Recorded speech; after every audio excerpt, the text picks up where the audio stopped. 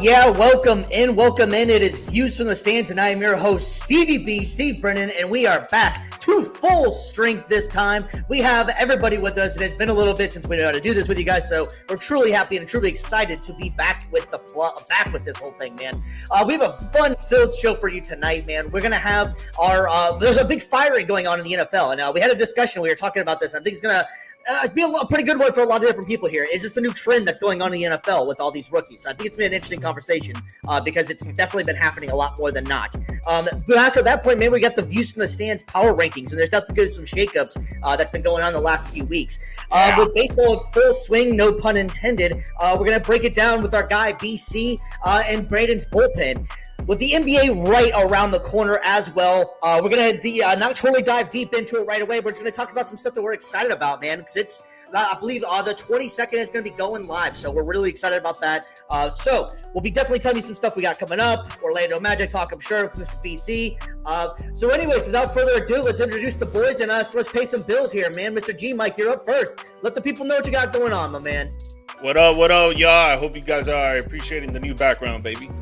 Change of a little scenery of the camera. But if you guys are into sports gambling, I run a Telegram channel where we offer daily slips to get you winnings from 10 to 50 to $100 a day. I'm gonna put the link right up in the chat if you're watching the live episode. If you're watching the recorded episode, the link is gonna pop up on your screen, as well as my social media accounts where you can slide in my DM, ask me a conversation on how we can get you on and pop.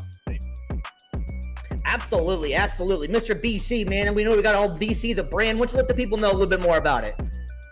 I mean, it's my new social media stuff. Been starting, not so new anymore. Been doing it for about, how long I've been doing the social media game now? For about 5 months, it feels like. So, been doing that, just starting to get into voiceover work, getting into more announcing stuff, camera work. Just you can follow along with me on the social medias there. Just see day in life working in sports media and stuff like that, working for the professional teams. Just get a little taste of my life, my story a little bit. And also too, the missus and I, we've got our own little small business, brands.media. We got your event, wedding, photography, videography. We've got everything that you want in one place. It's on brands.media. Check it out on the website. See if our portfolio is what you guys want, or if anybody that you know is celebrating a special occasion, hit us up, brands.media. Absolutely, man. And last but not least, we want to give a shout out to Varsity Sports Nation. Varsity's been riding with us since day one, man. Varsity Nation is great because it's an easy app that you can download, man. You want live sports, they got you. You want college sports, you want high school sports, they got you. The best part is it's free to download, and you can watch content like you're watching right now with us. You can also watch some other great content creators that's out there on the site itself.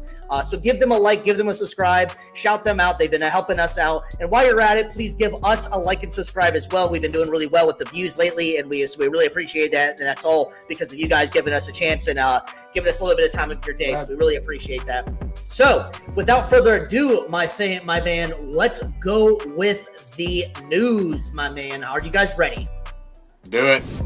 News from the world of sports.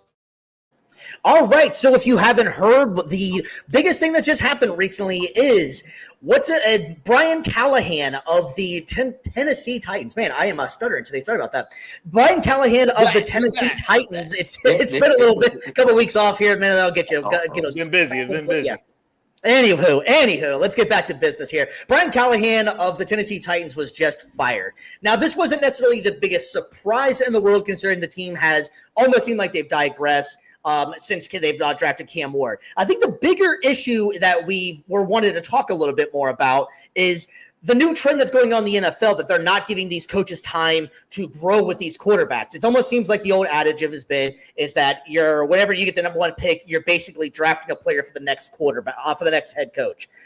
BC, I know you know what I'm talking about in this one. What's your thoughts on this firing? Because if you look in the last few years, we had Urban Meyer, we've had Brian Callahan, just get right here. And most of the other two coaches, it's been going out of I lost my mind on that one.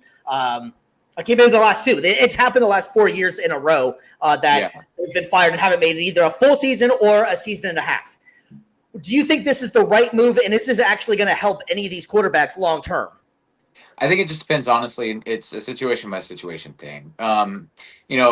Obviously the 1-5 record is not good, but we also weren't expecting the Titans to be that good at all this season either. We weren't expecting them to get anywhere close to the playoffs, not even close to the third seed in their own division. So, or third place in their own division rather. So it was one of those where we kind of expected them to suck. But what my guess would be is that there's probably something going on, maybe some dissension in the locker room, maybe issues going on between, like you said, coach and quarterback, where, you get brought in, rookie quarterback and stuff, they're getting trained to be the next coach. That's probably a reason for it with some of these situations. Urban Meyer throwing it back to Jacksonville, obviously that was a toxic environment right there for Trevor Lawrence to be in, and it just wasn't not a good fit overall for Jacksonville. Urban Meyer was not going to help them take the next step, the next level. Off the field issues aside, but yeah, it's one of those things where the quickness of the firing probably had more to do with what was going on in the locker room, not just what was going on the field. You can forgive a bad record, but a young team, but you can't forgive a locker room that you've already lost. Do you think that statement that Jeffrey Simmons was saying about how they weren't prepared is one of the worst weight practices they've ever had? I'm going to throw this one to you, Mr. G. Mike. What do you think about that comments? Do you think that was a actual factor? Because the president of operations was trying to say, I didn't know anything about it, which is also not good to do if you don't know your players are saying these things publicly. Yeah, definitely. I mean, you want it from day one, bro. You want each and every day to be as perfect as possible. Obviously, you're not going to get perfection, but you want to strive for excellence, right? And if you're going through just simple drills, just walkthroughs and stuff, and you're saying that you're not having a good week because of that, that is a problem, man. That is a problem. And I'm not surprised that Titans fired the coach, really. I mean, in the last 2 years, we've seen a lot of coaches get fired because they have new quarterbacks and they're not doing as well and all that. We could put the blame on that for sure. I think it's partial to it. But to me, if you look at the stats, Titans are one of the worst defenses in the league when it comes to rush defense. Their pass defense is all right, but they're the number one scoring, allowing other teams to score on rush touchdowns. Literally, number one. If you go check it out. And then on offense, they're a complete bust. They cannot get any completions. One of the worst offenses in the league with pass completions, one of the worst offenses with rush yards, and one of the worst offenses with scoring the football. So, yeah, you could put the blame on the fact that you have a new quarterback, but what difference does that make when it comes to the O-line, when it comes to the running back, when it comes to the receivers, when it comes to the defense, the rush and the pass? Again, the pass is okay, but everything else when it comes to this actual football team is a complete disaster. And you're always going to look to the first person on who's in charge out there on the field, and that is the head coach. If there are players out there just going through the motions and you got coaches that are saying we're not having good weeks in practices, that comes from the head of the snake. And the head of the snake is the coach. And I'm sorry, but you got to go, man. You got to make a difference. You got to change the scenery. You got to do something to change the organization on starting off 1-5 and trying to get the wheels rolling and trying to go to a positive outcome instead of just keep going with the same negative outcome. Do you think this is a Tennessee problem or is this just an NFL problem? And the reason I asked that is because Tennessee was also when they drafted Marcus Mariota, also got rid of head coach, same style in the middle of his rookie season as well. Same situation. They just got the number one pick. They got Cam Ward, who was, I think, consensus number one overall pick. I don't think that he's a bust. I don't think that that's the issue at all with it. But it is that time. You have to give people time. Now, he did have Will Levis last year as well. Will Levis did not improve. They brought Callahan in there to be this offensive mastermind because it worked well with, I believe it was Joe Burrow, which pretty much anybody back there is going to work good with Joe Burrow. So do you think this is more of a Tennessee problem or is this just one of those knee-jerk reactions because the NFL is changing and everybody wants results now? I think it's a bit of a combo of both. I mean, we pointed out earlier Callahan's tenure with Cincinnati as a good thing. And, he was offensive coordinator and at that time went to the Super Bowl. But then you look at some of his stops before that, quarterbacks coach in Oakland, quarterbacks coach in Detroit. And this is all before Goff got to Detroit and everything.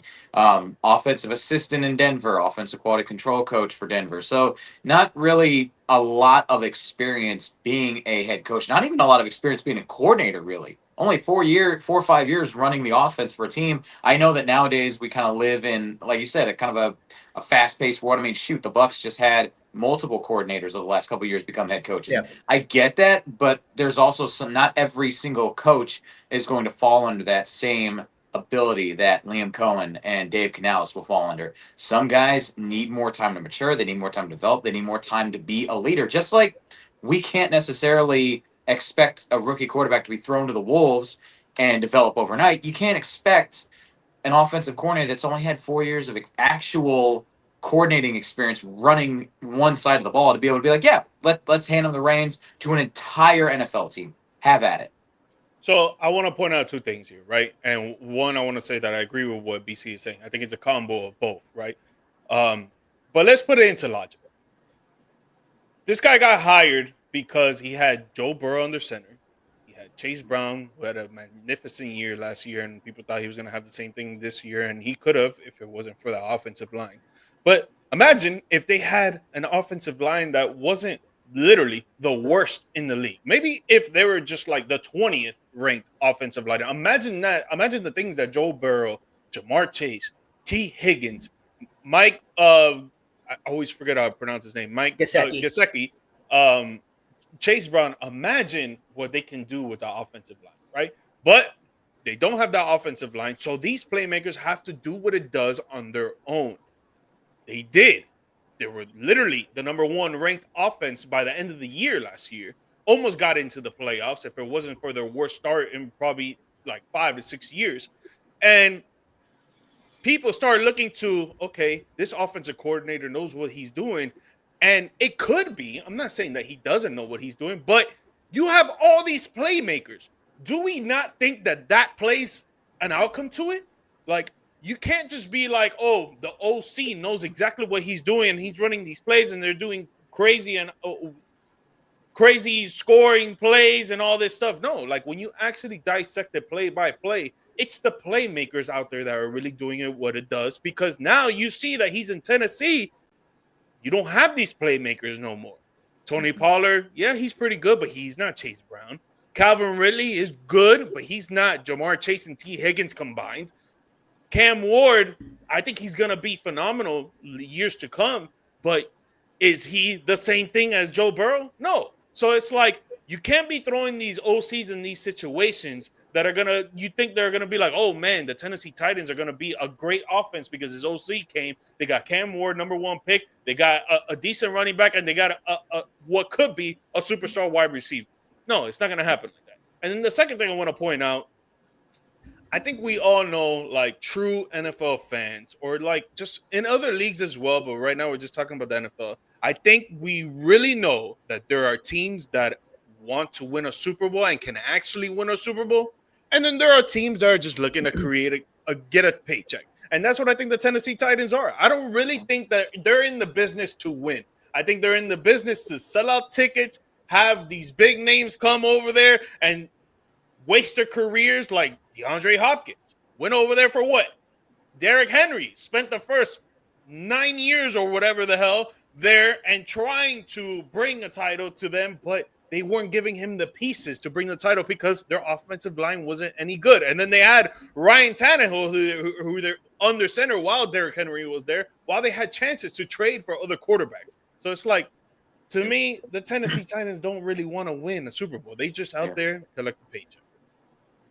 Yeah, and we got thanks for checking in too, as well, saying that's the same business as the Dolphins, and I agree. That's a lot like it. To kind of piggyback off of your take on the offensive coordinator too, I think a prime example of that is Eric Bieniemy. Eric Bieniemy was, supposed to be the genius of everything. He went through multiple interviews. Nobody hired him. Nobody wanted him. But I think because everybody kind of figured out, wait a second, Andy Reid was really the guy behind all of this stuff. So just because you're a hot coordinator doesn't necessarily mean he's going to make it make it as a great head coach. I think another example of that is Steve Spagnuolo. Steve Spagnuolo is a fantastic, if not one of the greatest defensive coordinators of all time. It didn't necessarily work out for him as well as a head coach, but now Spags is just a household name just by a last name, and he's a defensive coordinator. There's very few people that have that going on right now. So I think that's a really good example of what it actually takes whenever you got these coordinators out there. I do want to raise a question to you both, though, and we can kind of wrap this up a little bit here. And BC, because you have a little bit more experience with this one, considering it, but the name that I kind of brought up, I was thinking because you brought him up, was Dan Canales, like you were saying. Now, the Carolina Panthers have been not that great, but they keep on feeling like they're improving a little bit. I think Bryce Young is going that route. So this is kind of like the almost the anti of what Tennessee just did. They're giving a guy a chance, even though they didn't win very many games last year. It looked like it could work out a little bit, but I think they're steadily improving. Do you think that it's worth it to stick these guys around, or is it, hey, it ain't working, you got to make the move? And that's kind of what I was trying to get at with this whole debate here. I think that it's definitely worth it in the long run to just give somebody a chance, give them a chance to establish a culture, give them 3, 4, 5 years, and then if they haven't moved the needle to where you think it needs to be, then yeah, it's time to move on. But if they're still he's not even in his he hasn't even gotten his second season under his belt yet, hasn't even gotten his his quarterback fully inundated in the offense and in an entire season. So the fact that you're only going to fire him 1.5 years into his tenure there, I think it's a bit much. It's too quick. And again, I understand wanting results, but you're literally in the middle of a rebuild. Like, you need to give this guy a little bit more time. And, would I have said maybe Brian Callahan's would have been my choice for head coach? No, I would not have. I would have went with, other options, but maybe that he's just all they had.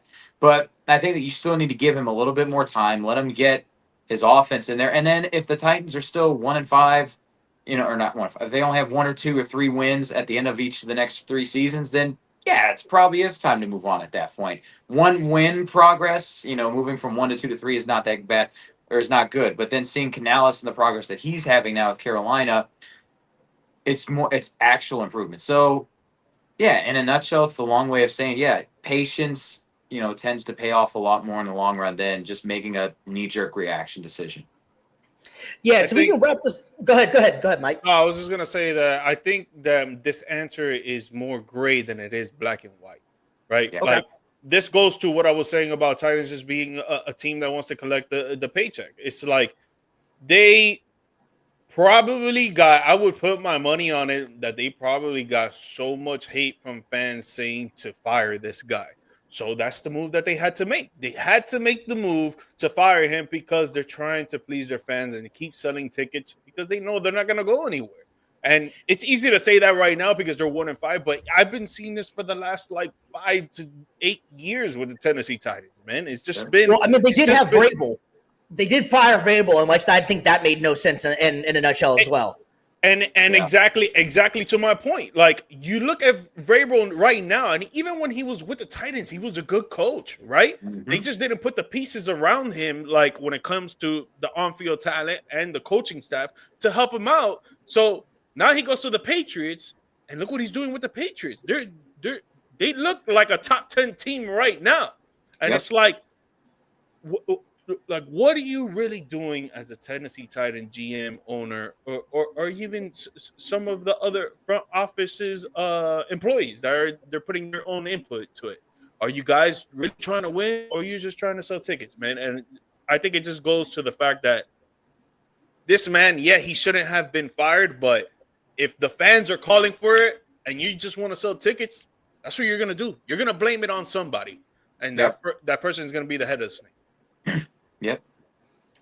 Yeah, no, I agree. And so to kind of sort of put this thing to rest, I guess I just want to get you guys' opinion on this one. G. Mike, we'll go with you first. Was this the right move? Again, I think there's more gray area with that answer. I don't think it's black and white. I don't think it was the right move. I think that you should have just waited till the entire season is done. Just wait till the entire season. You want to wait till the end of the season to fire him? All right, cool. You're not going to go anywhere anyways. Let's be realistic. There's a lot of teams in the AFC that are looking like contenders right now, and you guys are not one of them. Might as well try to see if you can improve down the road. And just like my boy Gio in the chat mentioned about the Dolphins, same business as the Dolphins. When they had Brian Flores, they went 1-7. They literally almost came back and tried to get in the playoffs. Yes, it was hard. There was a lot of games that they played that was easy opponents, and then when it came to the end of the schedule, they got harder opponents for sure. But they went from 1-7 to like 6-10 or something like that. Like I don't even remember what the record was, but they came back in that end of the season with some beliefs, with some hope, with some courage, with some dignity to actually win games. And maybe that's what this coach would have done at the end of the season. But right now, obviously, we will not know. All right, BC, what right move or no? I don't think so. I think that waiting till the end of the season is not going to be like detrimental to the team. It's not going to be, in my opinion, it's not going to be detrimental to Cam Ward. You're literally just riding it out, at least showing that you're not going to be beholden to just the base urge or reaction of some of the fans. Yeah, no, I'm going to go with you as well on this one. And I think we need to stop treating these professional athletes so tender sometimes. It's going to hurt their confidence so much. These guys have been playing football their entire lives. Getting a new head coach fired, or unless they had a strong relationship, which most of the guys have only played 5 games together, I don't think Callahan would have really done any kind of damage. Urban Meyer, maybe the different example. That was so much turmoil. He was kicking his kicker, for Christ's sake. So that one's got to go. But having said that, Yeah. I think you're right. I think the patience. So what are you going to do? You're going to bring in Mike McCoy, who's going to be the new head coach right now, who's already been fired as a head coach, didn't really do much. So you're going to have him, and he's not going to do any kind of damage that Brian Callahan did. So what's the difference? Like you were saying. So now you're going to have this guy come in. You're basically just having a placeholder for this.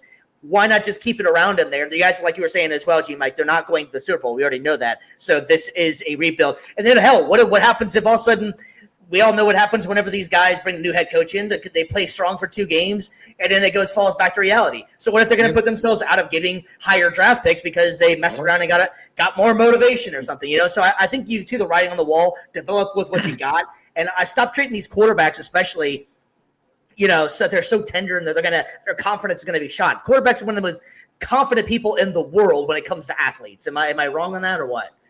No, I would agree. Some are more tough than others, as we'll discuss in a few moments here. They ain't Ben Simmons. Absolutely. They ain't Ben Simmons. No. Yeah, exactly. Charmin. All right, well, we're going to go ahead and move on from that one, man, and we are going to get into one of our favorite topics we got coming up, and it's been a lot of fun going. We're going to move into the power rankings. The FTS's NFL Power Rankings.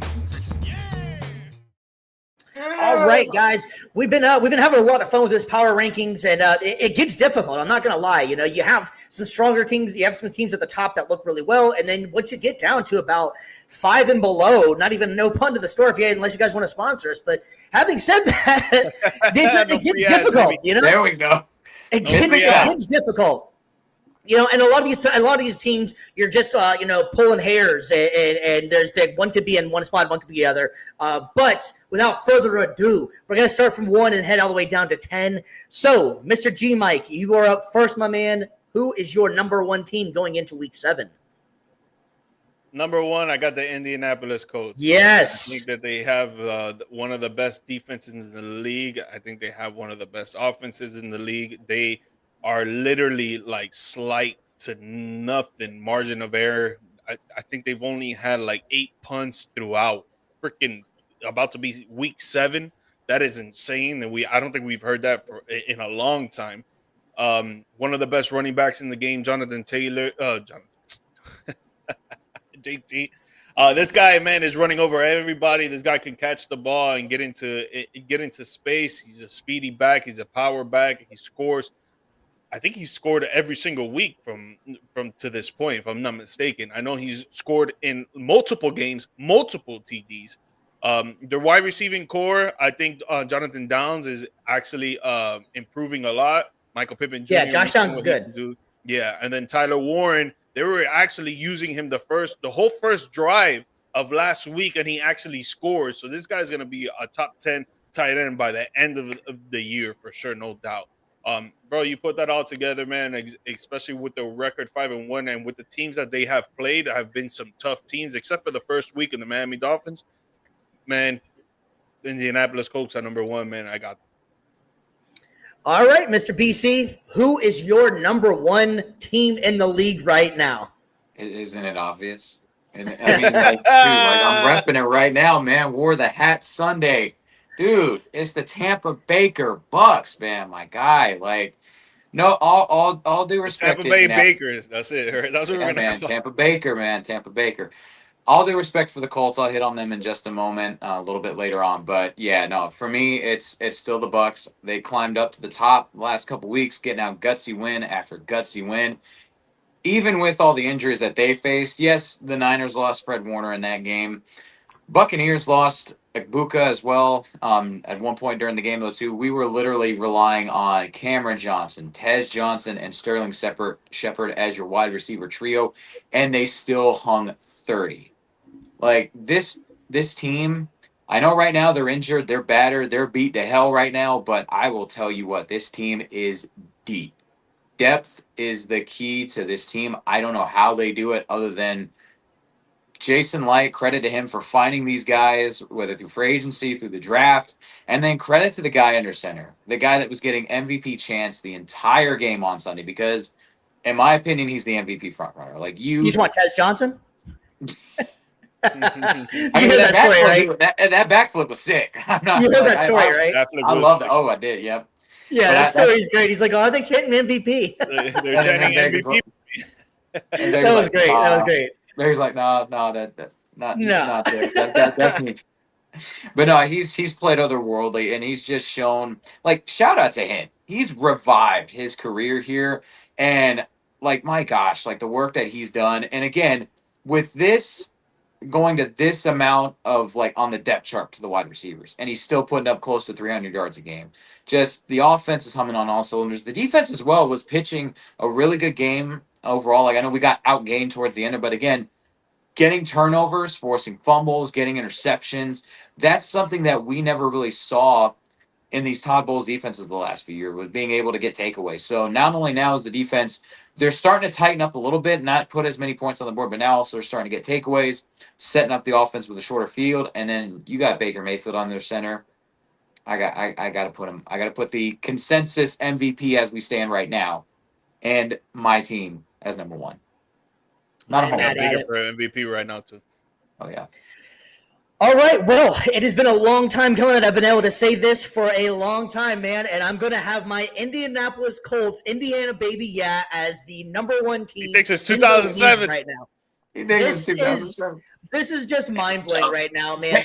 Right now, the Colts are sitting at fourth in the offensive leading right now, averaging 376.8 points per game. They're at fourth and they're fifth in passing. They're even. We were talking about. You mentioned it before. You were talking about special teams. They are literally fifth in the league in special teams. They're fifth in the league in turnovers. They are doing dominance right now. I think Jonathan Taylor could be the standout of the offensive player of the year if it went between him and Puka.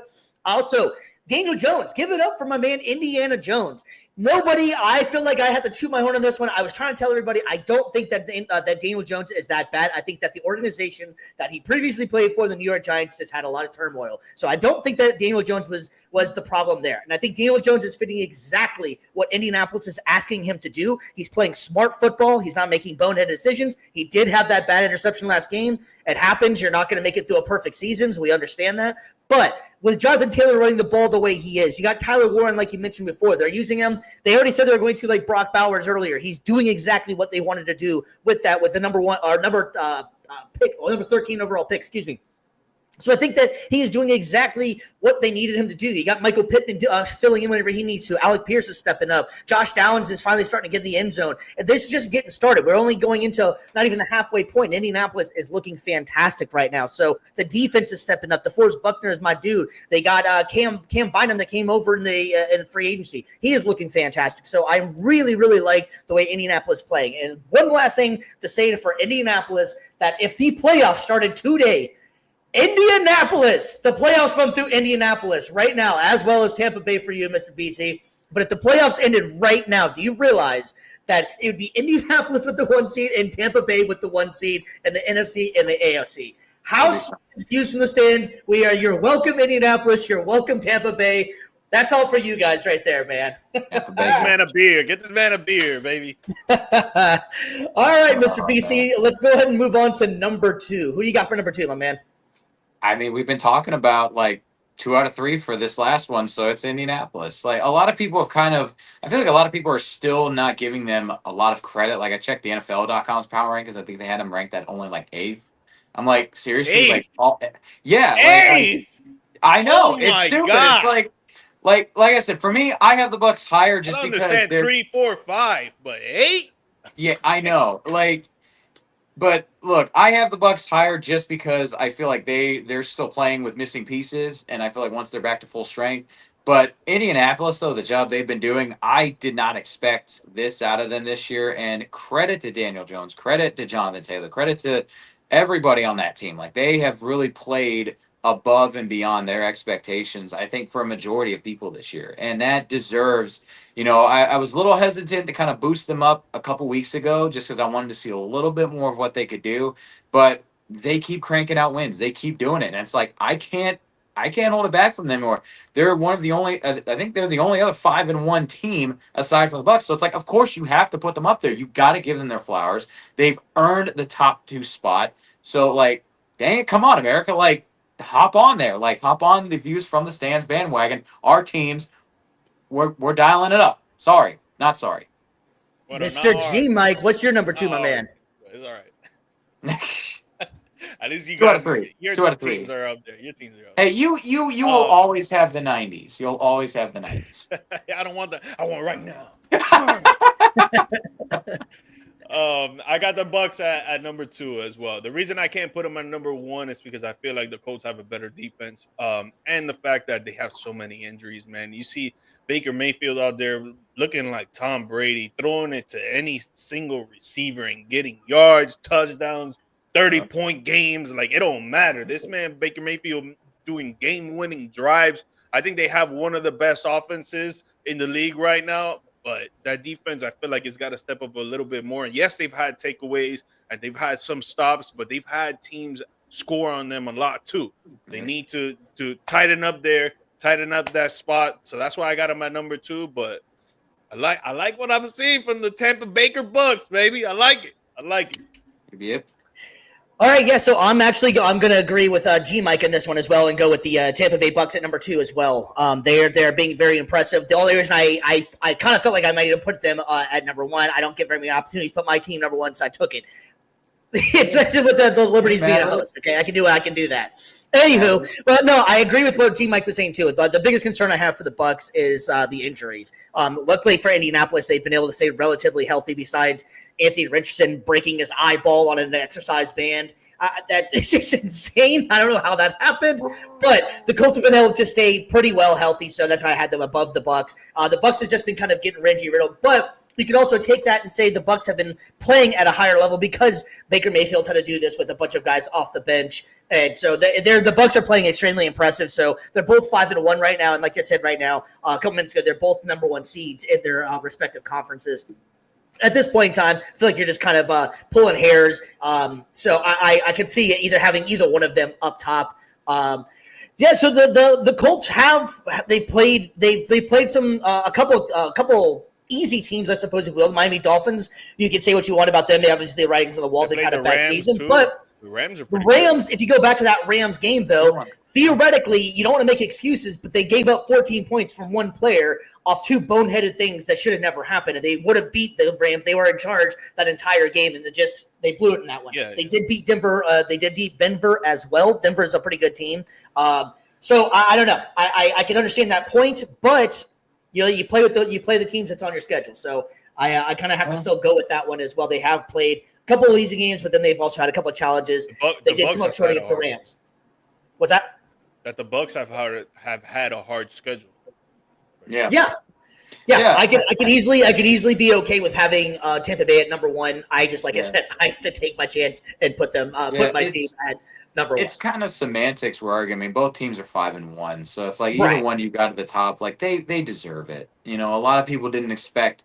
I think some people expected something from the Bucs, not as much from the Colts, but like still nobody thought that both of our teams would be this good. So it's like, you know what? This is our show. We deserve to lift them up, and we deserve to have them on top of the standing. So, hey, I did have the winning division. All right, so I have to make that very clear. I did say that one. So, yeah. All right, Mr. BC, you're up, man. What you got for number 3? I've got Seattle Seahawks sitting in at number 3. One of the teams the Bucs beat recently. Yeah, it was a close game, very well fought, but they still found a way. Like they still have one of the better, I think, overall teams in the league. They do great on the road. So yeah, again, Sam Darnold having a couple of rough outings, in recent weeks, some costly turnovers there in the fourth quarter for sure. But again, this is still a really well-rounded team. I think they do have still, I think, a good defense and a good offense. They just had a couple of rough weeks there. But yeah, again, Seattle struggled a little bit at home, but on the road they are really good. And so for me, that's something as well that you can't underestimate, so to say, when it comes to ranking how good a team is. Like it's like the old saying, anybody can play really great at home. How well you play on the road in hostile territory, and they do a great job. Yeah, I think the Seahawks have won. I believe it's 9 straight road wins. If I remember right, it's something along those lines. They've had a great road record. All right, G Mike, number 3, you're up. I got the Seattle Seahawks at number 3 as well, man. I think their defense is better than these other teams I would have under them. Their offense is just spectacular, bro. I know they're running first offense, but dude, anytime Sam Darnold gets a chance to throw it to JSN, man, it's like he's getting almost like 80 yards, a tutty, about like 9 to 10 catches a game. It looks like I don't even know why they signed Cooper Kupp because they're barely throwing him the ball. I don't even see him out there on the field. I think it's just JSN doing everything, really. Or if not, they're running the ball. I think their offense is great. Their defense has been improving for me every single week. And they could, in the beginning, it looked like they couldn't stop the pass and they could only stop the run. And now it's looking like no one can throw the ball on them or run the ball on them. I got Seattle. Yeah, I like that pick. I was kind of surprised you guys hadn't both up as high as you guys did. This one's it gets kind of difficult, honestly. Like, it's not easy to do this one, but I'm gonna go with Detroit still at number 3. I just really believe in Detroit. I like the defense they have. I think their offense is awesome, and they're just fun to watch. They're very well coached. I could also see where you could have Seattle up there, but I know Detroit has stumbled. Whenever Detroit's one of those teams that whenever they look bad, they look bad. But whenever they're on fire, there's very few teams in the league that can stop them. So I got Detroit at number 3. Might be a little bit high, but I just like what I see out of the Lions still. All right, BC, you're up. Number 4. My number 4 is going to be the LA Rams. Fresh off a 17-3 performance against the Ravens. I think for me that was something. I know the Ravens have struggled this year for sure, but again, you got Lamar Jackson, Derrick Henry. That is still a nightmare duo to have to line up against. So if for that defense to go in there and keep them off the scoreboard, the offense off the scoreboard anyway, like that's such an impressive thing, I think, for them. And I got to tip my hat to them. And I think we kind of talked a little bit at the beginning of it that we weren't expecting much out of the West, and now you've got 2 of the NFC West in the top 5, at least for my power rankings. I've been very impressed with both Seattle, probably one of the toughest road tests we've had this year, and then LA in a few. I want to say in like a month or so we're going to be on the road again playing against them. That's going to be another probably one of our second toughest road tests of the season. So both shout out to Seattle and LA for just playing just tough, grinded out, hard-nosed football. Yeah, thank you. I want to give a shout out. Thanks, Teresa, for checking in. I hope you're doing really well. It's been a while. Yeah, what is going on with the Ravens? They're just banged up on all ends of the spectrum. Injuries. Lamar Jackson not there. They look bad right now. And especially what's crazy too is that they were a lot of. I'm almost positive, G Mike, that was your Super Bowl pick, was it not? And that's that could talk about a curse of a show on that one, man. Still a lot of games. Yeah, and the AFC North is still relatively doable in this one, but yeah, it's definitely not looking good for the Ravens right now. Yeah. All right, G Mike, you're up, man. So number 4 for you. Number 4, I have the Detroit Lions. I think their offense is very overpowered. I think there's very few defenses that can stop them. Even I would say like the Colts, number 1 defense in my opinion. I think if they would play, it would be hard for the Colts to stop them from scoring 21. The reason I got them at 4 though is because their defense, man. Their defense is just like you think that they would improve throughout the weeks, and to me, it just looks like it's getting worse. And now that they have the suspension of Brian Branch after the whole scuffle with Juju Smith-Schuster, now they're going to be losing one of their top secondary guys, and where is that going to put them for real now? So I like their offense a lot, but their defense, man, they got to get better. Yeah, and they're actually Brian Branch is actually he's appealing that suspension, so he may not be out there. He has a decent case, but he's had so many issues in the past of fights and kind of boneheaded stuff on the field, so it might be hard for him to be able to win that appeal. So for number 4, I'm giving them the benefit of the doubt. I got the Buffalo Bills still. I still believe in the Bills, and I know we all kind of disagree on this one. This might be the biggest one we disagree on. I know because the defense of the Bills has looked really bad. Let's give a little bit of credit to Bijan Robinson because Bijan Robinson last game, Bijan is one of the top. He was absolutely amazing and absolutely electric player, so he's going to make a lot of defenses look bad. Now, Buffalo definitely needs to get the defense figured out. Josh Allen, this last game, it didn't look right. The Buffalo just did not look right in a primetime game. Allen had a couple of just had some bad, not Josh Allen-esque plays, if you will. And they kind of went away from the run. So I can't believe that they kind of did that. And so I'm not going to jump off the bandwagon of Buffalo yet. I believe they would like to. I still think they're going to be a really good team out here. So I'm going to keep Buffalo Bills up there, but they're wearing thin for me on this one if they have another performance like they did on Monday night. Yeah. All right, BC, you're up, man. You're halfway there. Number 5. Rounding out my top 5, I have got the Detroit Lions, pretty much for similar reasons. Obviously, like 1 and 2 for me were kind of interchangeable. I could see 1A, 1B. 3, 4, and 5, kind of similar situations where they're all kind of within that same reach for me. But the difference maker compared to the West teams, compared to Detroit, is like we talked about, defense. That's the big thing. It's been kind of their weak spot, especially the secondary. I haven't really seen a whole lot out of Detroit's defense. I know, like you said, Steve, when they're on it, I knew I was going to get a lot of heat for that one. I don't even got him on top 10, bro. I don't even got him on top 10, honestly. I knew I was catching heat for that one. Have you seen this fraud? But yeah, no, Detroit, like that offense is always going to be good. But yeah, the defense, they need to clean it up on that. And especially as we're getting deeper into the season, when it comes down to the playoffs, if your offense is held in check and you can't keep points off the board, you're done. So I love Dan Campbell and the squad. They're still top 5 for me, but this is kind of like my Buffalo Bills fraud alert thing for them. Like come Monday, they got Tampa coming to town. You might possibly lose another piece of your secondary with the suspension. Come on now, y'all got to get that act together. Dan Campbell, you're supposed to be a leader of men. Like, come on, my guy. Yeah. And this is why I had like 4 and 5 close together, right? Because my 5th is the Jacksonville Jaguars. But the thing with the Jaguars is their offense is not as great as the Detroit Lions. But it seems like it's coming into its own. It seems like Travis Etienne is running the ball harder, getting more elusive. It looks like Brian Thomas Jr. is getting more comfortable now, trying to get those catches, those targets that Trevor Lawrence is hitting him. Trevor Lawrence, though, is still looking iffy from week to week. He looks good, but then he doesn't. It's like very inconsistent, man. And the thing that's keeping them afloat is their defense. But with the way that the NFL is nowadays, if you're not putting up 27 to 30 points against teams that are, it's going to be tough for you to win. Even if your defense is obsolete, even if your defense is amazing, it's going to be hard for you to win if you cannot be putting up so much points, because top offenses are still going to score on top defenses. But if you have a mid offense, but your defense is nice, it's only going to get you so far.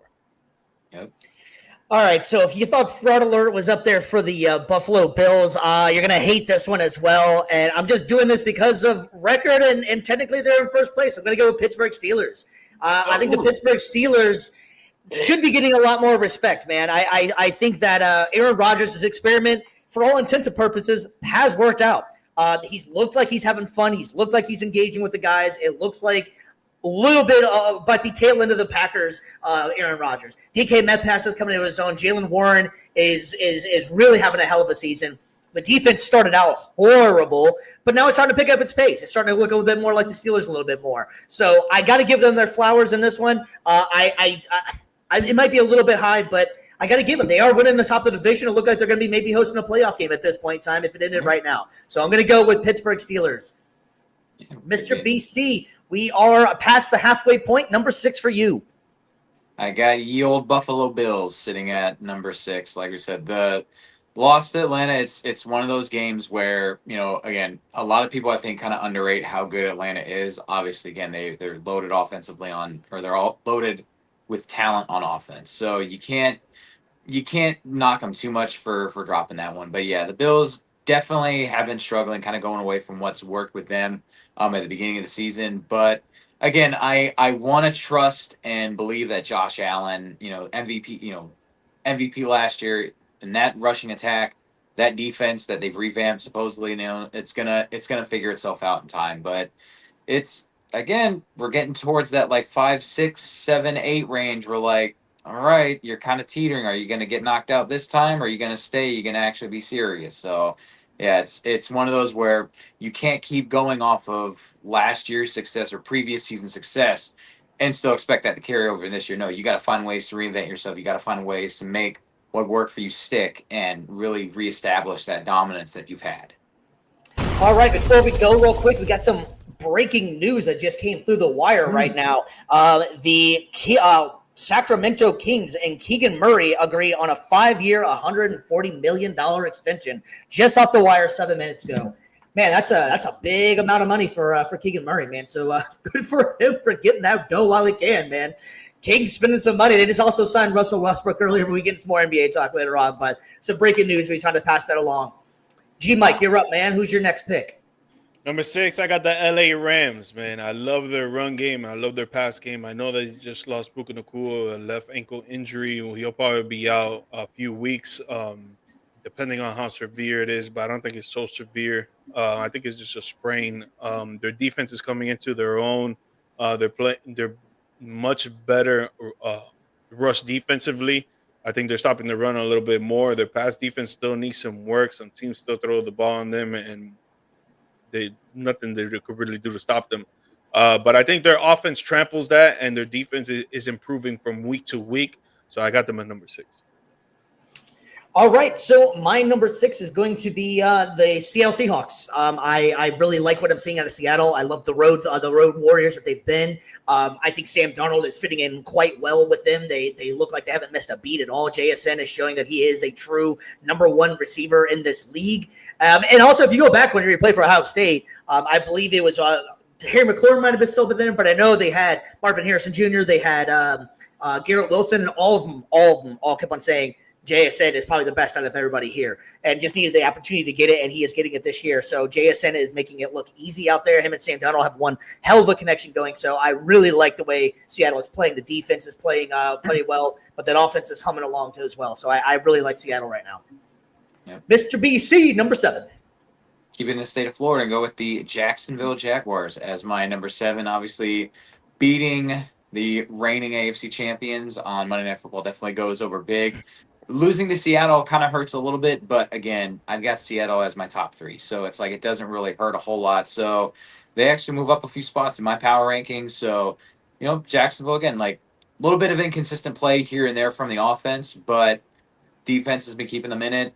And then, we're still trying to see like if Trevor Lawrence can kind of figure it out with Liam Cohen. I think that they'll figure it out with enough time. But yeah, being able to beat the Chiefs, being able to, still be respectable through 6 weeks, I got to give it to them, number 7. Yeah, great pick on that one, man. G Mike, you are up, my friend. I got the Pittsburgh Steelers at number 7. Aaron Rodgers is doing what he's always done. A lot of people wrote him off in New York, but New York didn't have an O-line. They still don't have an O-line now for Justin Fields. Pittsburgh has a better O-line. He's able to, have a little bit more time to actually throw the ball where he wants to.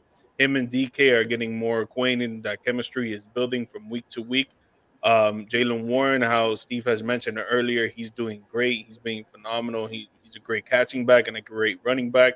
When it comes to the defense, though, man, they've been letting the Steelers be in so many tight games up to this point that a lot of people wanted to rank them as one of the best defenses in the league before the season started, with the additions that they had with Jalen Ramsey, Darius Slay, re-signing TJ Watt, keeping that defense as a core and adding new additions. People would have thought, this team is going to be top 5.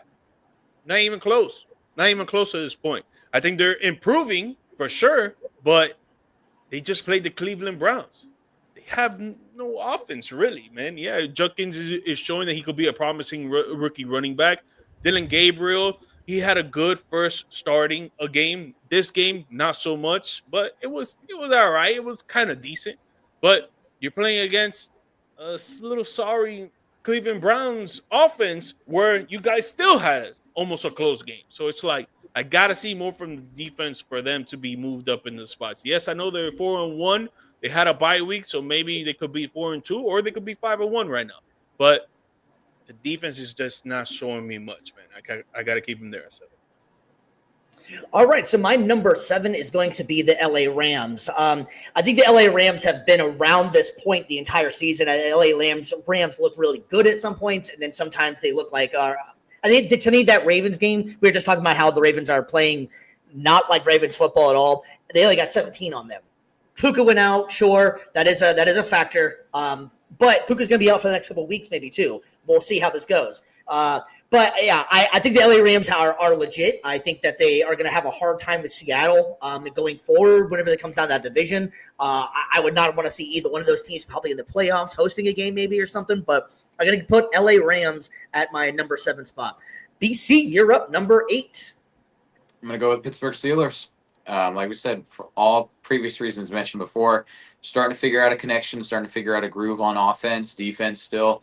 And, you know, again, being able to get some of these impressive victories here and there, like, you know, game manager Rodgers, obviously it's not the same as what we've seen before with MVP form. But, again, he's putting up respectable numbers. He's doing his job. He's not really forcing the ball too much, not really causing a lot of turnovers right now on offense. And, I mean, that's really at 41 years old, you know, that's all you can really hope for with him. So, and I got to give flowers to them. Like they're performing well in the games they're supposed to perform well, and they didn't fumble the bag and look absolutely terrible against the team they should have beat, which, again, I'll get to later on in my later takes. But yeah, got to give credit to Pittsburgh. Steel Curtain is, you know, still starting to be, they're playing respectful right now.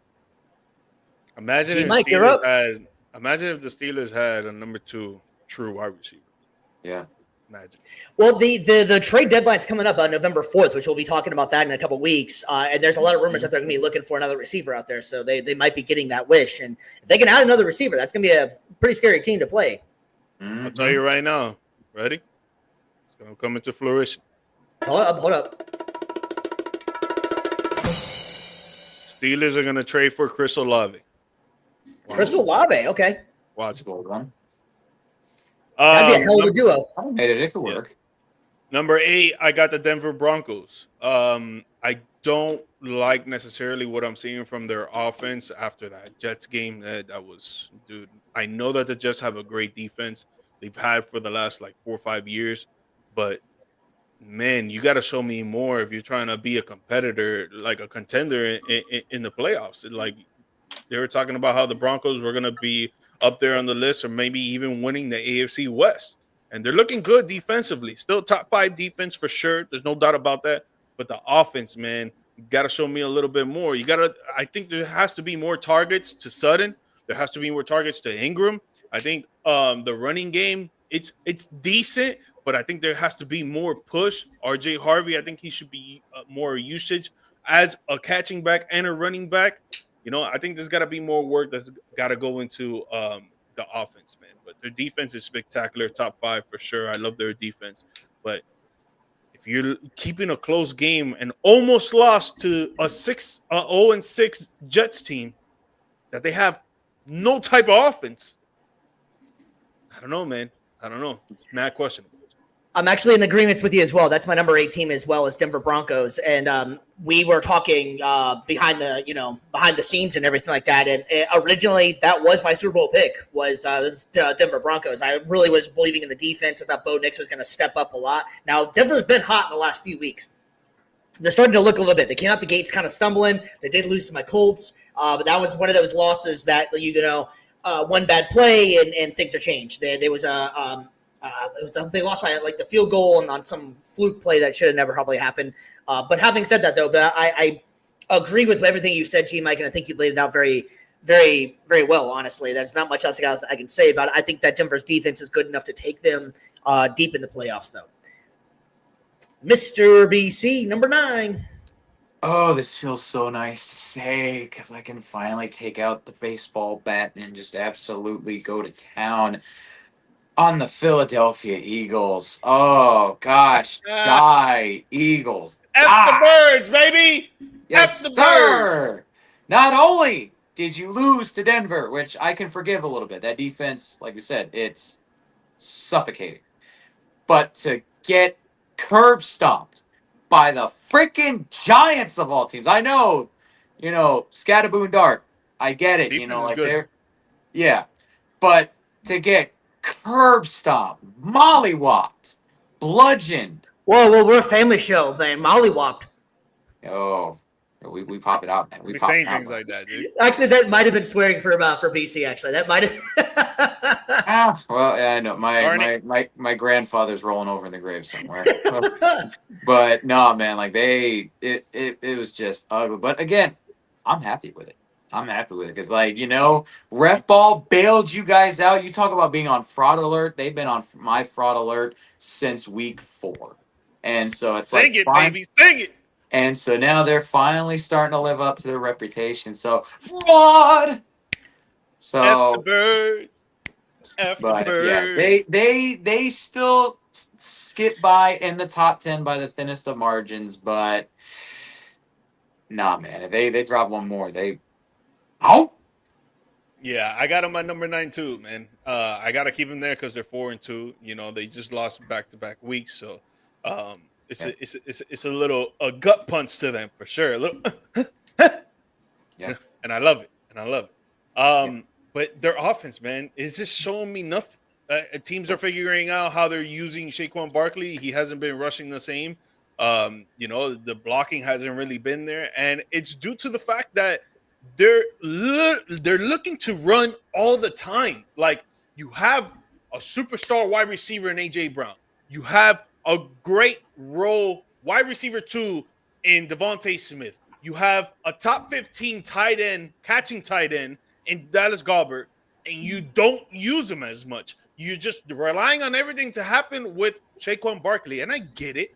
Offensive player of the year and all that and all this stuff. And, he's great.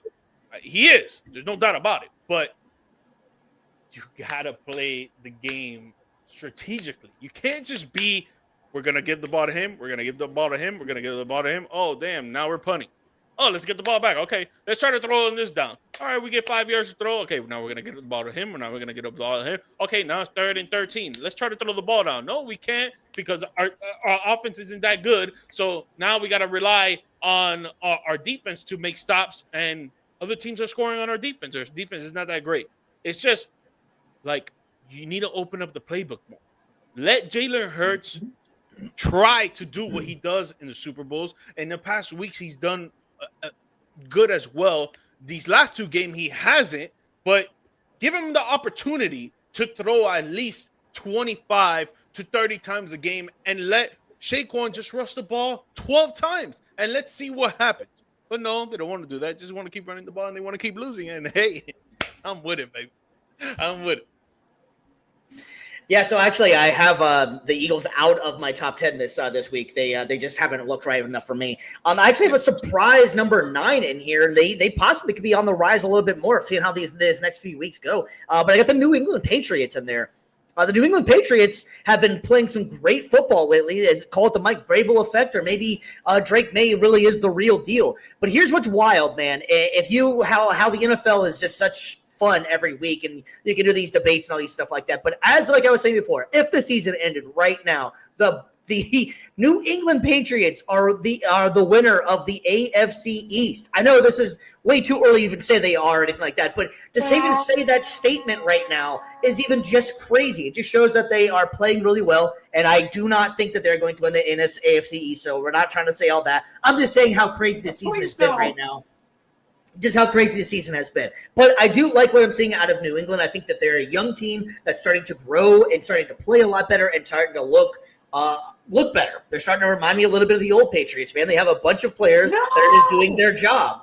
They don't have necessarily any per se stars, if you will. Diggs is a little bit past, and that just seems like a New England thing that they'll get a guy that's been around for years, and then they'll find a way to use him and utilize him. Diggs been coming around.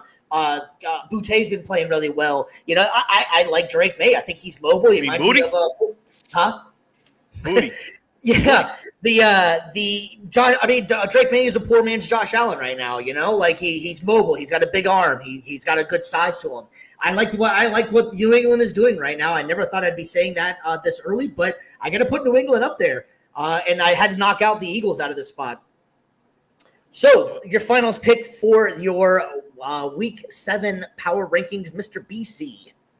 I've got the Denver Broncos cracking my top 10. I know obviously the win again. Some people are going to come at me or whatever for Philly. Like why are these two teams not so? Especially with my hatred for Philly, this is just semantics right now. This is literally like neck and neck. Honestly, I could flip this by tomorrow. But I'm going to give Denver their flowers. The defense has been shut down, lights out. The should have been defensive player of the year last year. Patrick Surtain leading the charge on that end. No fly zone has been reinstituted in Denver and all surrounding areas on any future flight visits. So, but yeah, the offense, they got to figure it out. I know that, Philly struggled and stuff on offense, but Denver has literally like almost lost the game to the Jets. Obviously doing just enough to kick the field goal at the end, but if they want to be serious contenders out west, they need to do more on offense. Bo Nix needs to figure it out. They got to, like you said, get some more, plays drawn up for the receivers. Like, you got to start airing it out. That's his specialty. That's what he's good at. Like, you got to start dialing up on offense. Take more chances if you want to climb up higher in the rankings. Yeah, definitely. All right, rounding up the Denver, rounding up the top 10. Mike, your final pick for your power rankings for this week.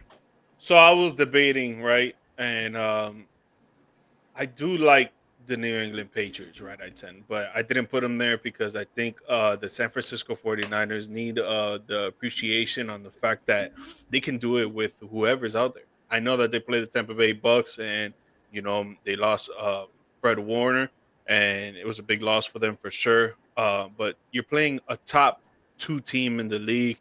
Almost got it done, obviously did it. But they're doing it with Mac Jones back there, Christian McCaffrey. Thank God he's been healthy this season. But everybody else has been injured. George Kittle's been out. Brandon Ayuk probably won't even come back this season. Jawan Jennings, he's been out for a couple of weeks too. So they've been having to do it with Kendrick Bourne. And Kendrick Bourne looks like a superstar receiver right now. He looks great. The 2 starts that he's had more than 15 plus points in fantasy for you fantasy managers out there. So great waiver pickup for me, by the way. I was going to say that. But I think the Niners still need the praise, the flowers to be giving to them. For me, they dropped down in my list, the list that I had 2 weeks ago, from 9 to 10. And it's only because of the sheer fact of the injuries, and especially now with their leader on defense, Fred Warner, that's going to be gone. I think it's for the season, if I'm not mistaken. Okay, for the season, that's the captain of your defense gets out for the rest of the season. That is a huge blow. Huge. Yeah, and speaking of George Kittle, he's supposed to start practicing this week, and they're expecting him to possibly play on Sunday. So that'll be big news for them. I will be completely honest. I just kind of written off the 49ers, but you were completely right. And I think that they deserve to possibly be in that spot. I did not have them in that spot. Truly what I wanted to do was put Kansas City in the number 10 spot, just because I think that they are looking finally like they used to. But I had to put Jacksonville in this spot, considering that they just beat the Kansas City Chiefs on that crazy ass play from Trevor Lawrence. So I couldn't necessarily have them, especially it's the bottom spot. I couldn't necessarily have them above somebody that just beat them. So I had to go with Jacksonville. I really honestly wanted to put Kansas City in there, and I possibly could have put the 49ers in there for the impressive job that they've been able to do with all the injuries they've had. Jacksonville, like we were talking about before, their defense is playing lights out. The offense, it's just leaving you wanting more. And I feel like that's been the MO with the entire Trevor Lawrence experience, is that sometimes he'll make some great plays and it's like, damn, this guy's really great. And then sometimes it's like, man, like, is this guy really even that good? Having said that, I got to put them in my top 10 to round it out. So I think that was a lot of fun for this one right here. Just as a little bit of a house cleaning for the show in here. We kind of decided we're going to start doing this every other week so that it's not mundane. It's not the same stuff for you guys over and over. So we'll be doing it on the odd weeks. Just so we give a little bit of stuff to actually talk about in there. So that was our week 7. I really enjoyed that. I think all you guys will enjoy it as well. So hopefully you guys can have some fun with that, talking about anyways. All right, well, let's go ahead and move on to one of our segments that we just kind of started doing. It's at that time of year. It's the playoffs, so let's go ahead and head to that bullpen. America's pastime from Brandon's bullpen. All right, man. We have the BC's bullpen going strong right here. And if you haven't been able to catch up, we have the Seattle Mariners and the Toronto Blue Jays. We got the LA Dodgers and the Milwaukee Brewers. The LA Dodgers are in the lead in the series right now. They're up 2-0. And I believe that it's the same thing in the Seattle and Blue Jays series. Correct me if I'm wrong, Brandon. It is a 2-0 series in those as well. Mr. BC, man, what's your thoughts on what you've seen so far in these ALCS and NLCS, man? West Coast dominance, man. That's what it is right now. And both teams have been kind of dominating in similar ways. Great pitching on both sides, great hitting. It's one of those things. It's kind of a boring thing to say. Both the Dodgers and the Mariners just win by absolutely crushing opponents. From the offensive side of the play, you got multiple guys getting home runs in the past couple games. Seattle, you could say, has a little bit more of an impressive offensive feats, like obviously 13 runs, I believe 3 to the Blue Jays, whereas the Dodgers, not as much offense compared to Seattle, 7-2, but obviously the pitching, Blake Snell absolutely dominating on the mound, 8 innings, and then I believe, let me make sure I get the pronunciation right of their newest acquisition. Oh man, let me see. I just had it pulled up here. Let's see. Yoshinobu Yamamoto. 9 innings, 1-run baseball. Absolutely just fantastic. Like all the free agent acquisitions, basically all the free agent acquisitions that the Dodgers made this year have been paying off big time in the postseason, especially on the pitching end. In Seattle, it's the hit show now. The hit show moved from New York to Seattle, so now it's all on the West Coast now, and Seattle's dominating a lot of postseason heroics from Cal Raleigh, who a lot of people, between him and Judge for the MVP conversation, I think that he's really helping solidify his case. Obviously, it's going to be a regular season award, but yeah, like both teams, I think, are going to do just enough to kind of carry it home. And again, I think it's going to be Seattle and LA in the World Series. It would be Seattle's first ever World Series appearance. Obviously, I think most of America, unless you're living in LA with gag. Anyway, most of America, I think, would want Seattle to win that one. It's a true underdog story. Obviously, they've got a lot of very fan favorite, popular players. Cal Raleigh, again, you don't know his story, big dumper. First catcher in MLB history to hit, I think, even over 50 home runs, and he did 60. MVP candidate for sure. Gold Glove caliber behind the plate, Silver Slugger.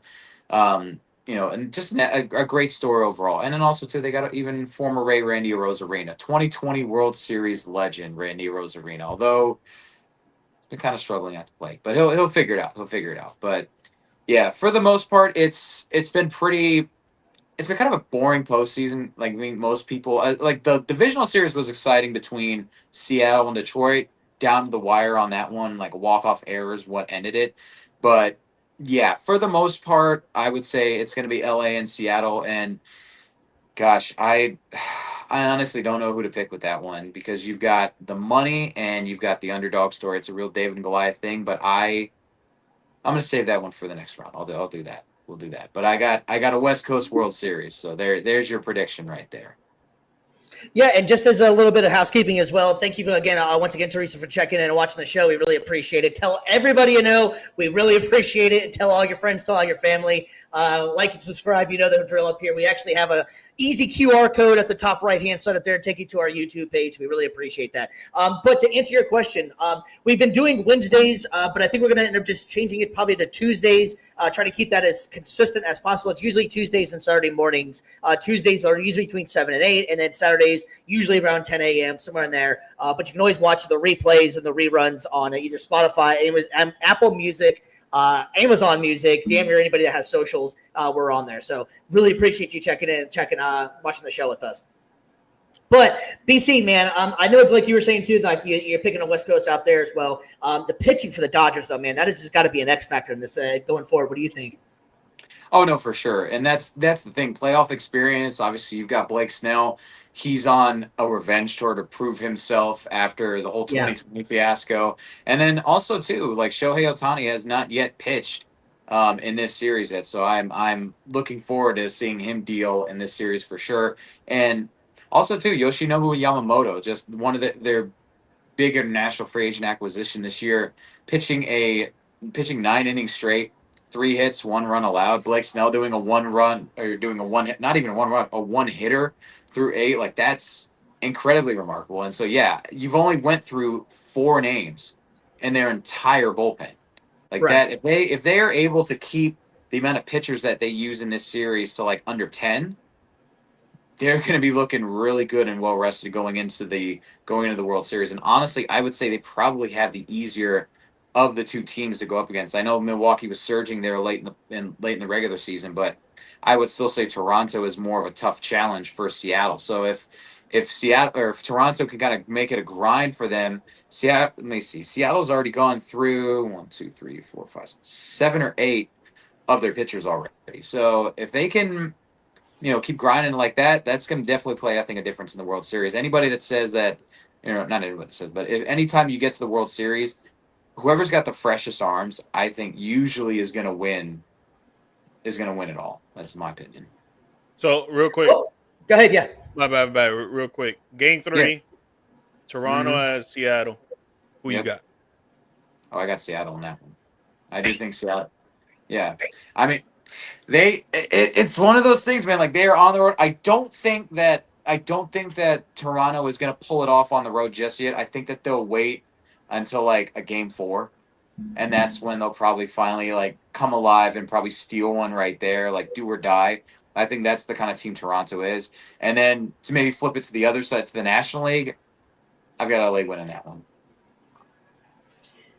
Well, I think for one of the good things about this postseason is that you have the one big name team for the MLB. You have the Dodgers, obviously, and then you have a bunch of teams that's never really been there or have been. They're not as much the household names. So I think it's a great postseason. I agree with you. It's been a little bit slower. Mike and I are Red Sox and Yankees fans, so that was extremely exciting for the both of us. That series was pretty exciting just because anytime the Red Sox and Yankees play, especially postseason, it's going to be fun. But I think that this postseason it's going to be setting up great because you have, like we were saying, we have the Dodgers, and then you're going to have a relative newcomer to this stage. So I think that's going to work out really well for the MLB and for the postseason going forward. Yeah, and then they're not going with, at least they don't have the rematch running back from last year that, again, most of America is going to be groaning at. Sorry, G Mike. I mean, I will say all of America cheered with joy when the Yankees fell to our boy. Oh, I can't rhyme right now. Crap, never mind. I'm too tired. All right, well, that's going to go ahead and wrap up this segment for us today, this week of Brandon's Bullpen, and we'll be doing that all throughout the playoffs and any kind of major news that's coming through the baseball world. We'll be checking in with our guy, BC. So we got one more segment that we're going to go ahead and do. It's not going to be super long, but we just wanted to talk about it a little bit because we got the NBA coming up here in the next few weeks, and we're all excited about it, man.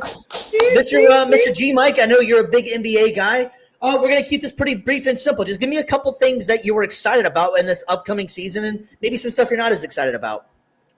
What I'm excited about is that the Boston Celtics are not going to have Jason Tatum, baby. So instead of being like, hey, man, Boston might do it again. Might go to the finals. They might go to the Eastern Conference. Now we're talking about Boston might be in the play-in, baby. They might be in the play-in. And I love it, baby, because it's F Boston always, baby. We got to see what Jaylen Brown's going to do, Derek White's going to do. There's no more Drew Holiday there. Yeah, they brought in Anthony Simons, but we got to see how he meshes well with that team and how that chemistry could get built.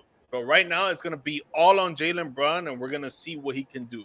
Is he going to be that superstar that people think that he is? Some people think that he's better than Jason Tatum. I don't know who those people are. It's not me. But some people do think that he's better than Jason Tatum. It's kind of crazy. But is he going to be that type of player, or is he going to be the player that ends up choking because he's the number one in the throne and he can't do it? We'll see. We'll see what's up. But it's dope to say that we might not even see the Boston Celtics in the playoffs, baby. I love it. That's what I'm excited for, baby. Hell yeah. All right, BC. I noticed you changed hats out there, man. Got the repping the new Orlando Magic look. I'm liking it, looking fresh. So, why don't you give me some ideas on what you're excited about this season, man? Give me something real quick, and then we'll move on to myself and then G Mike again. Magic basketball, man, it's back. We back, man. We got the core four. You got Jalen Suggs. You've got new addition Desmond Bane. You've got Powell. You got Franz, and you even got Dell that's balling out in the preseason right now. He's looking pretty good. That starting five is looking fresh. Not just that, you've got the rebrand with the jerseys, the logo, this gorgeous thing. Right, wait, no, there you go. This gorgeous logo right there. It's a little modernization of the throwback right there from the 90s. So I dig it. Not only that, but even Where's like mine? the whole. What's up? Where's mine? Come on. Come on, bro. You ain't hit me up. You ain't hit me with the Venmo, bro. I was gonna say, you sell me the money. I got you, man. I'll get those discounts. But yeah, for sure. no, excited though too. Like a whole new presentation. They got the new jumbotron in there though too. Like I was able to view it when I went to orientation the other day. That thing is ultra sleek, ultra modern, gorgeous to look at. They got several other little side video panel boards to do more sponsorships and just adding to the show. So it's a lot of new stuff in Orlando. It's exciting. You've got a team that honestly feels like it could contend for a championship as soon as this year. So that's my biggest thing I'm looking forward to the NBA this season. Magic basketball is back. Yeah, I'll go ahead and give you one thing that I am excited about, and this one's going to be kind of a surprise. But I'm excited actually that NBC is taking over for the All-Star stuff. I think it's going to be a great format. They've already announced that they're planning all kinds of new changes and bringing the All-Star weekend back to what it actually used to be in the mid 2000s, late 90s, where it was actually taken serious and these games were pretty good. There's a lot of talks of making it a round robin tournament of international players versus American players, or just having a format of USA versus the world. They've already talked about maybe changing the format of the dunk contest, if even getting rid of it completely, because the dunk contest hasn't been that great anymore. They just have a lot of fresh ideas that they're going to bring. And let's face it, man, that theme song that the NBC used to always have back in the day, everybody knows it. It's what made basketball fun back in the 90s. So I'm really excited to see NBC take back over, and I think it's going to bring a more serious nature back to the NBA and the All-Star Weekend and make it more prideful and make it back to what it used to be, where these guys actually took it serious. G Mike, one more thing you're excited about, my man. One more thing I'm excited about? I mean, if you got more, the floor is yours. Man, honestly, I'm excited to see your Dallas Mavericks, bro. I think that they're probably going to be the best defensive team in the league.